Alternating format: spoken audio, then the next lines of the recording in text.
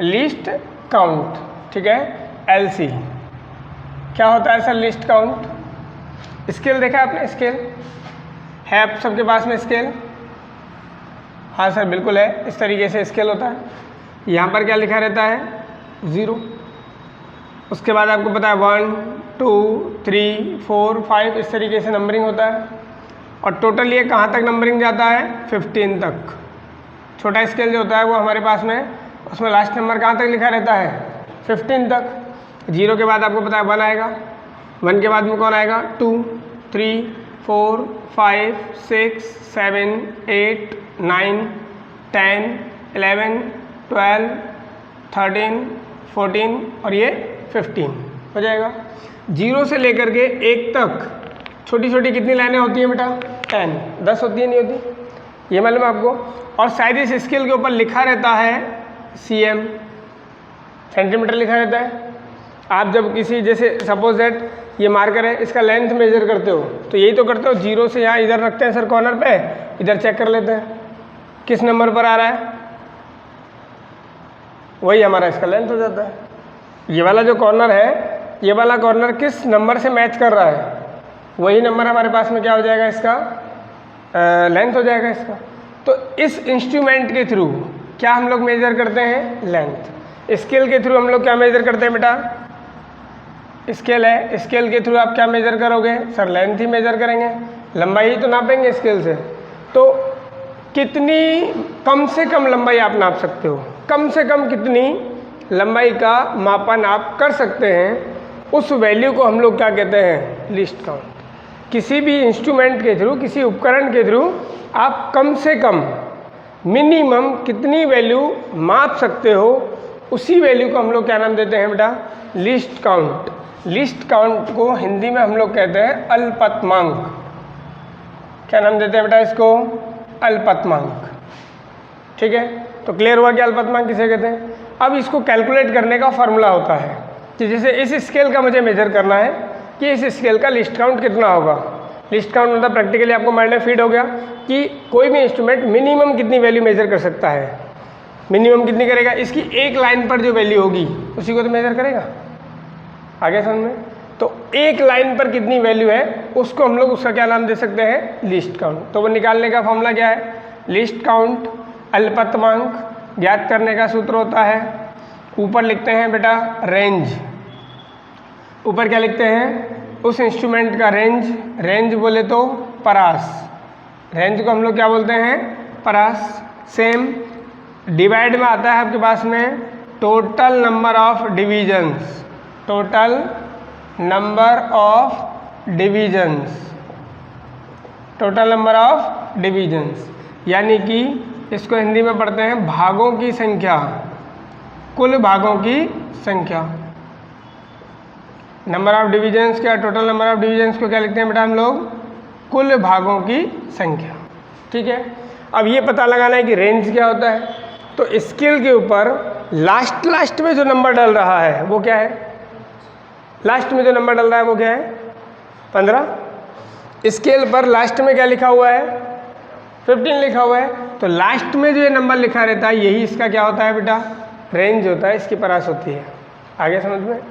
Number of divisions 0 से लेकर के 15 तक, ये लाइनें कितनी हैं? टोटल लाइनें कितनी हैं? इन लाइनों को हम लोग क्या बोलते हैं बेटा? डिविजन्स, यानी कि कुल भागों की संख्या। तो बताओ कितनी है? 0 से लेकर के 1 तक मैंने कहा था 10 लाइनें होती हैं। 1 से लेकर के 2 तक कितनी है? 10। तो 10 का जोड़ा बनाओ, 10 20 30 40 50 60 70 80 90 100 110 120 130 140 और 100 काउंट कर लिए या नहीं करें? तो कुल भागों की संख्या कितनी होगी इस स्केल के लिए? 150। हर इंस्ट्रूमेंट के लिए 150 होगी, ऐसा जरूरी? मैं केवल किसके बता रहा हूँ? इस स्केल के लिए। तो यहाँ पर आप लिखेंगे लिस्ट काउंट ऑफ स्केल। तो लिस्ट काउंट ऑफ स्केल आप अगर लिखेंगे तो लिस्ट काउंट ऑफ स्केल क्या आएगा? सर रेंज तो हमको मालूम है उसका कितना होता है? 15। टोटल नंबर ऑफ डिविजन्स अभी अभी हमने काउंट किया है, कितना हो गया? 150। इसको सॉल्व करके लिखेंगे तो 1 बटे में क्या आता है बेटा? 10। इसको भी अगर सॉल्व कर लेते हैं तो 0 पॉइंट कितना आएगा? 1। 0.1, और यहाँ पर क्या लिखा रहता है? सेंटीमीटर। तो यही इसके पीछे आपको यूनिट लगाना है। इसका मतलब ये स्केल कम से कम कितनी वैल्यू मेजर कर सकता है? 0.1 सेंटीमीटर। यानी कि इसकी जो एक डिवीज़न होता है, इसकी जो एक लाइन होती है, उस एक लाइन पर कितनी वैल्यू होती है? उस एक लाइन पर वैल्यू होती है बेटा कितनी? 0.1 सेंटीमीटर। आ गया समझ में या नहीं आया? मेज़रमेंट कैसे करते हैं इससे? मेज़रमेंट की अगर हम लोग बात करें, ये तो सर लिस्ट काउंट हो गया। मेज़रमेंट कैसे करते हैं? तो मेज़रमेंट का फॉर्मूला होता है आपका बेटा रीडिंग मल्टीप्लाई में लिस्ट काउंट। रीडिंग मल्टीप्लाई में लिस्ट काउंट फॉर्मूला याद कर लोगे क्या? यानी कि रीडिंग का मतलब होता है बेटा पाठ्यांक। आप देख क्या रहे हैं? आपने प्रेक्षण क्या लिया? पाठ्यांक। और उसको आपने मल्टीप्लाई कर लिया किससे? अल्पतमांक से। तो क्या आ जाएगा? मेज़रमेंट हो जाएगा। यानी कि क्या हो जाएगा? मापन हो जाएगा। अब देखिए मुझे इसका लंबाई नापना है। क्या नापना है इसका? लंबाई। नहीं तो देखिए हमारा चाबी है, हमेशा उंगली में रहता है हमारे, यहाँ से और इस तरीके से हमने इस तरीके से रखते हो। अभी तो आप इतना रट्टू तोता हो चुके हो कि डायरेक्ट बता देते हो फटाफट से। ये सर हुआ 1 2 3 4 है ना, तो हम बता दिए इसका 4 सेंटीमीटर है नहीं। लेकिन वो 4 सेंटीमीटर आया कैसे? तो वो बताते हैं फॉर्मूला। ठीक है, तो इसके लिए मुझे बताओ रीडिंग क्या है? रीडिंग मतलब कौन सी लाइन पर आकर के ये कोना रुक रहा है? तो सर 10 20 30 40। तो यहाँ पर दिख रहा है, इसका मतलब 40वीं लाइन पर है ये। आगे समझ में? तो वो रीडिंग होती है। मार्कर की अगर लंबाई नापनी है आपको इस तरीके से, तो हम यहाँ से लेकर के इसको लगा दिए इस तरीके से यहाँ तक। तो 10 20 30 40 50 60 70 80 90, और 90 के बाद में लगभग 3 और आएगा, यानी कि 93। 93 इसके लिए क्या हो जाएगा? रीडिंग हो जाएगा। आगे समझ में? तो रीडिंग इसके लिए बात करूंगा मार्कर के लिए, तो इसका रीडिंग कितना हो गया बेटा? 93। और इसको आप लिस्ट काउंट यानी कि किससे मल्टीप्लाई कर दो? 0.1 से। और पीछे यूनिट क्या लग जाएगा? सेंटीमीटर। रीडिंग के लिए कोई यूनिट नहीं था, एल से आते यूनिट लग गया। और यहाँ पर क्या हो जाएगा बेटा? ये 9.3 सेंटीमीटर। समझ में आया नहीं आया? चाबी के लिए हम लोग बात कर रहे थे। चाबी के लिए हमने देखा कि रीडिंग कितना था बेटा? 40 था। कितनी लाइनें हैं टोटल? ठीक है, चाबी तक यहाँ से स्टार्ट होकर के यहाँ तक कितनी लाइनें बन रही थी? 40। तो यहाँ पर लिख दिया हम 40। एलसी कितना है बेटा? 0.1। पीछे क्या यूनिट लग जाएगा? सेंटीमीटर। बताइए मल्टीप्लाई करने पर क्या आएगा? 4.0 का मतलब तो सर 4 ही होता है। आया समझ में नहीं आया? तो 4 सेंटीमीटर आया नहीं आया? तो इस तरीके से हम लोग मेजरमेंट करते हैं। तो लिस्ट काउंट समझ जाओगे क्या या नहीं समझ पाओगे? ये स्केल का लिस्ट काउंट भी हो गया। आगे लिस्ट काउंट हम लोग यूज़ करते हैं किसका बेटा? हमारे पास में मेनली प्रैक्टिकल के अंदर जो इंस्ट्रूमेंट काम आता है वो कौन आता है? एमीटर और वोल्टमीटर और गैल्वेनोमीटर, ये सब आता है। तो एमीटर का अगर हम लोग निकालेंगे, एमीटर का लिस्ट काउंट निकालेंगे, तो आप लोग सभी प्रैक्टिकल करके आए। एमीटर का डब्बा ऐसे ही होता है। यहाँ पर क्या लिखा रहता है बेटा? 0। हम एक एमीटर का एक पार्ट बना रहे हैं, और भी कुछ हो सकता था आपकी लैब में, हमारे लैब में जो है हम वो बता रहे हैं आपको। ठीक है, ये हो जाएगा। यहाँ पर डला होता है 0.5। क्या डाला रहता है बेटा? 0.5। यहाँ पर होता है 1। यहाँ क्या हो जाएगा? 1। इधर मिड में कितना हो जाएगा? 1.5। गैप चल रहा है ना 0.5 का। और इधर हो जाएगा आपके पास में कितना? 2। और यहाँ कितना हो जाएगा बेटा? 2.5। और ये कितना हो जाएगा? 3। यहाँ पे 1 2 3 4 5 6 7 8 9 10 इस तरीके से 10 लाइन्स होती हैं। कितनी लाइनें होती हैं? 10 लाइनें, 10 लाइनें होती हैं बेटा। तो यहाँ पर आपको पता है कि वो नीडल लगा रहता है। नीडल इस तरीके से लगा रहता है। ये तो घूमता रहता है ऐसे। इसके लिए अगर आप निकालेंगे लिस्ट काउंट, बताओ एमीटर का लिस्ट काउंट क्या होगा? फार्मूला बताओ, क्या फार्मूला होगा? शाबाश। ऊपर कौन आता है बेटा? रेंज।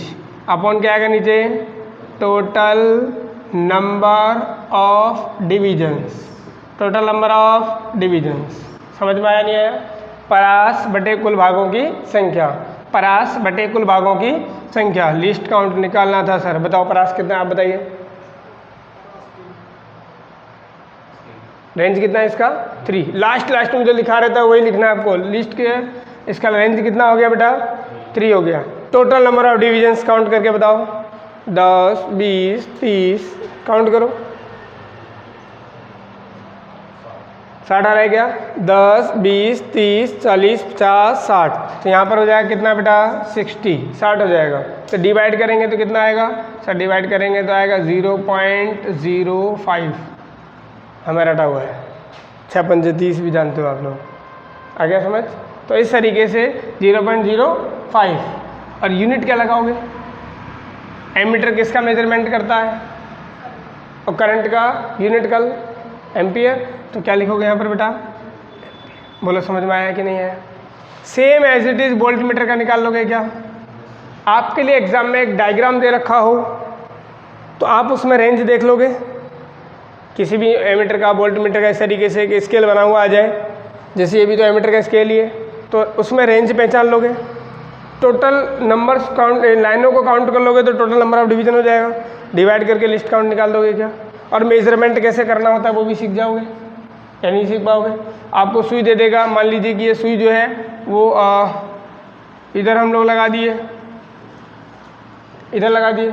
बताओ मेजरमेंट कैसे करोगे आप, क्या रीडिंग दिखाएगा ये। तो अभी तो पता है सर 1 एम्पियर दिखाएगा, अभी तो डायरेक्ट हम लोग बता सकते हैं, ठीक है। लेकिन इसके लिए रीडिंग मतलब मेजरमेंट करके बताना हो तो कैसे करेंगे हम लोग सर। मेजरमेंट इक्वल्स टू क्या होता है सर, रीडिंग इनटू में क्या हो जाएगा लिस्ट काउंट। तो रीडिंग कितना है इसका, लाइन काउंट करो बेटा। तो ये 10 और ये भी क्या हो जाएंगी 10 और 10 क्या हो गया बेटा। तो रीडिंग कितनी हो गई 20। और यहाँ पर एलसी कितना है आपका 0.05 एम्पियर यूनिट लगा दोगे इसके पीछे, ठीक है। तो यहाँ पर इस तरीके से इसको मल्टीप्लाई करोगे 5 दूनी 10 और पॉइंट लगाओगे तो फिर एक ही तो आएगा, आ गया समझ में। तो यहाँ पर कितना आ गया आपका 1 एम्पियर। समझ आया नहीं है, कोई दिक्कत आएगा। तो ये लिस्ट काउंट आपका क्लियर है क्या। एमीटर का वोल्ट मीटर का किसी का पूछा जाए तो ऐसे निकाल लोगे। वोल्ट मीटर का भी यही है, आपके लैब में जो वोल्ट मीटर यूज़ होता है उसका भी यही है, उसमें भी यही 3 लिखा रहता है यहाँ पर। Same as it is answer क्या बताओगे 0.0 आगे भी तो बताना है वोल्ट, एम्पेयर नहीं बताएंगे। एम्पेयर केवल किसके लिए आएगा एमीटर के लिए। वोल्ट मीटर के लिए लिखोगे, वोल्ट मीटर के लिए अगर लिखेंगे बेटा तो वोल्ट मीटर के लिए क्या आएगा 0.05 वोल्ट। फार्मूला वही है, range upon total number of division. Diagram ऐसा ही आता है, कर लेंगे नहीं कर पाएंगे, पक्का हो जाएगा। तो इस तरीके से हम लोग लिस्ट काउंट का क्वेश्चन सॉल्व कर लेते हैं। नोट करो इसको।